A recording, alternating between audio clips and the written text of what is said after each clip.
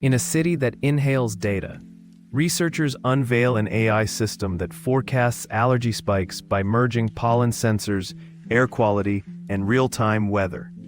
It analyzes patterns across neighborhoods, predicting when trees release pollen and which streets will feel the strongest sneeze waves.